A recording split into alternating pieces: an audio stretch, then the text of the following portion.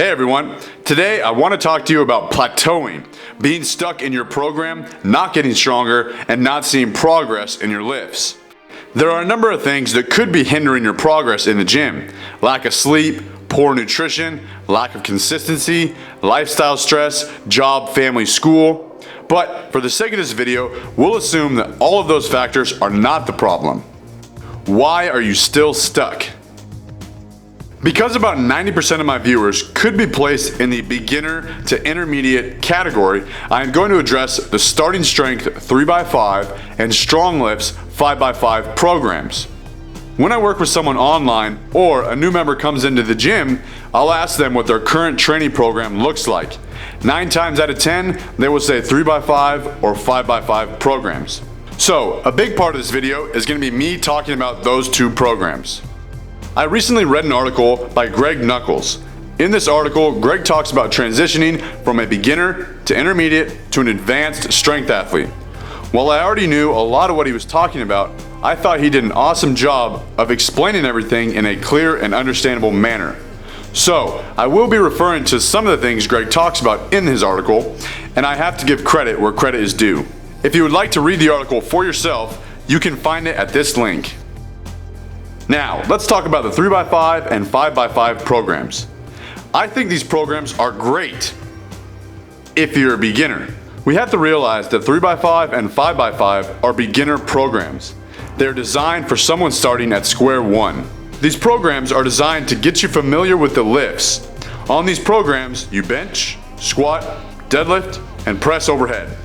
Maybe a barbell row too. You perform these movements 3 times per week to ensure you are getting enough practice. During this phase, the purpose of training is to teach your nervous system how to correctly perform these movements. This is why the reps are kept relatively low at 5. 5 is a manageable number that can be done with perfect form for a beginner. If a beginner was to perform 8, 10, 12, 15 or more reps, they would start to fatigue and form and technique would start to fall apart. This teaches your nervous system bad habits. 3x5 and 5x5 programs also teach the lifter how to progress. Do 5 reps for 3 sets. Add 5 pounds next time. Do 5 reps for 3 sets. Add 5 pounds next time. Small increases in weight over time will make you stronger. 3x5 and 5x5 programs are also very appealing to beginners. There is no starting point, just do 5 reps with a weight that challenges you and go from there. They're also not intimidating. You only have to devote 3 days per week to training. There are no percentages and confusing calculations. There are no complex exercises, supersets or drop sets. And the training sessions are relatively quick. These programs are very easy to understand. Bench, squat, deadlift, overhead press, add 5 pounds each training session.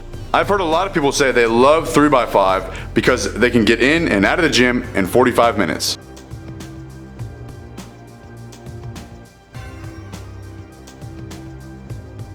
I'm sure a lot of you don't want to hear this, but eventually 3x5 and 5x5 programs stop working. Greg Nuckols says they stopped working anywhere between 2 to 6 months. There once was a time when you could go to the gym and set a 5-rep PR, come back to the gym 2 days later and set another 5-rep PR, and the PRs would continue every single training session. We refer to this as novice gains. The thing about novice gains is only a small part of the gain is an actual increase in strength. Most of the gains you're experiencing are just a result of your nervous system learning how to move the weight more efficiently.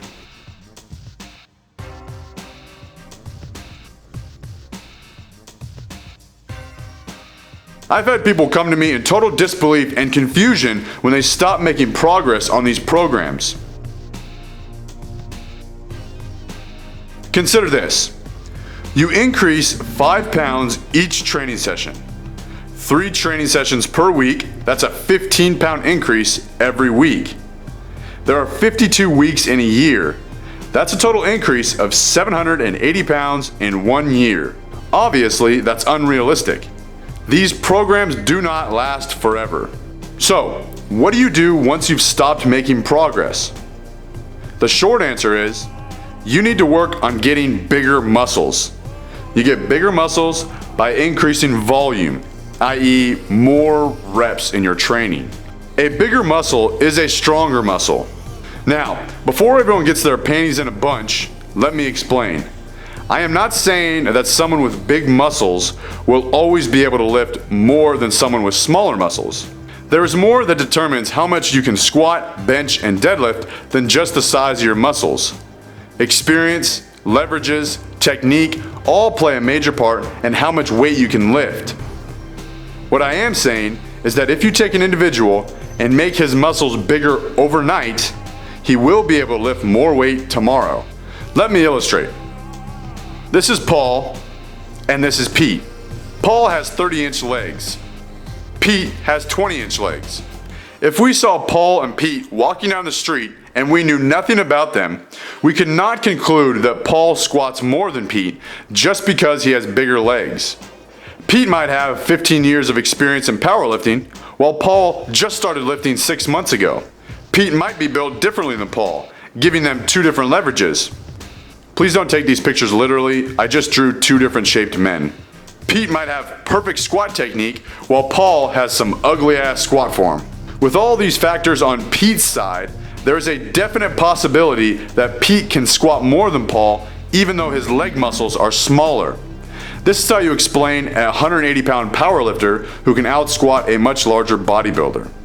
However, if we take Pete's 20-inch thighs and increase the muscle size, giving him 25-inch thighs, he will be able to squat more than he currently is simply because of the increased muscle size. So, this is my way of saying that working on getting bigger muscles will make you stronger. To build bigger muscles, you need to incorporate more volume in your training.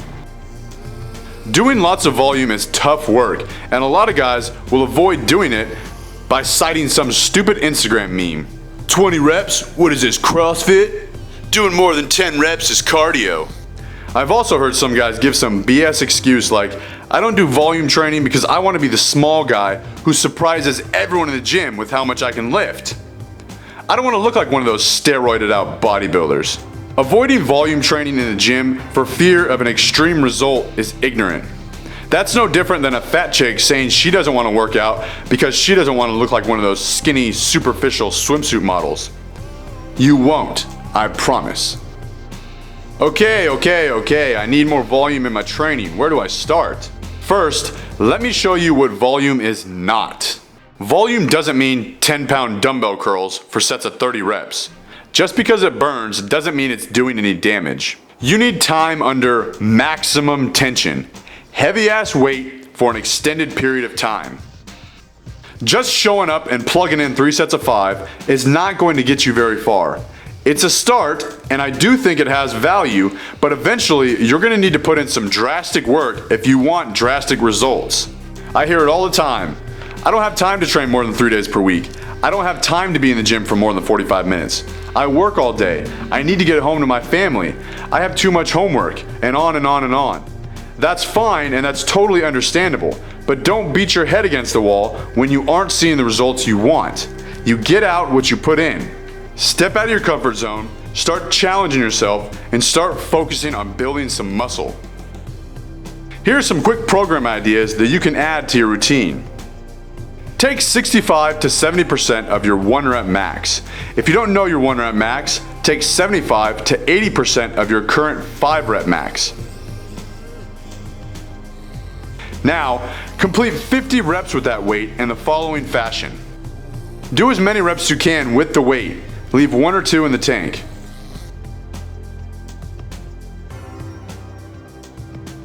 Rack the bar and take a couple of minutes of rest. Again, do as many reps as you can with the same weight, picking up where you left off.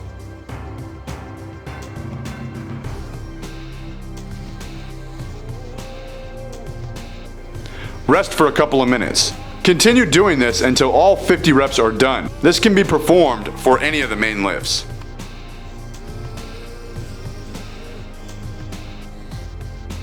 Try taking a weight that is tough to squat 10 times and squat it 20 times without taking the bar off your back until all 20 reps are complete.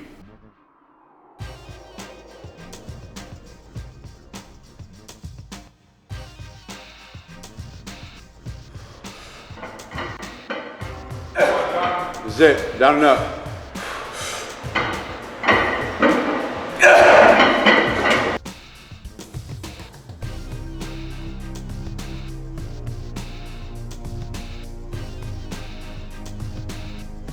Start doing heavy farmer's walks 2 times per week. 3 sets with 60 to 70% of your body weight for max distance until you can't hold on any longer. Rest 3 to 5 minutes in between sets.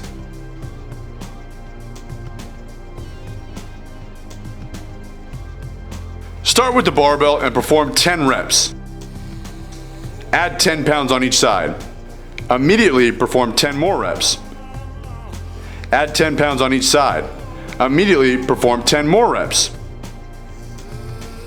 Continue doing this until you fail to get 10 reps. The only rest you take is to add weight.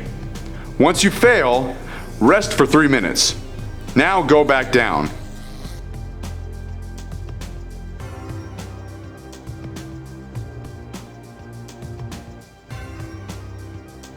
Sled drags, 10 sets of 100 feet.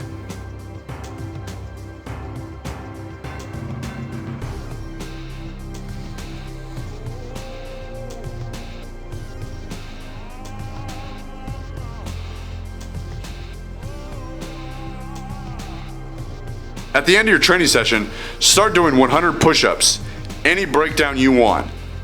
2 sets of 50, 4 sets of 25, 5 sets of 20, 10 sets of 10, whatever challenges you. Start doing heavy dumbbell rows a couple times per week.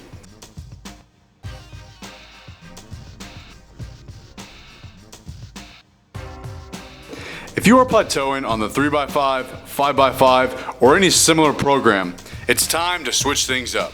Your nervous system has learned the movements, your body has adapted to the demand, and now it's time to force it to grow bigger and stronger with some volume training. It's time to stop worrying so much about 5 pounds here and 5 pounds there. People have come to me and said, "Alan, I've been stuck at 115 pounds for 5 reps for the last month. Can you get me to 120 pounds? When I tell them we're gonna work with 85 pounds, they look at me like I'm crazy and then proceed to whine about, "But I worked with 85 pounds last month. I wanna lift 120 pounds, not 85 pounds. Sometimes you need to take a step back in order to take a couple of steps forward. You have to realize that training is not completely linear.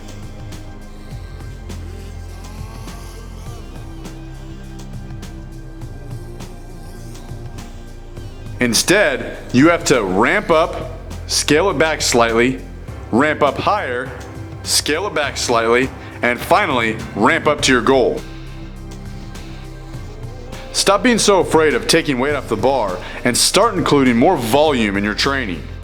Lastly, and most importantly, if you want to break through a plateau, make sure you train on time.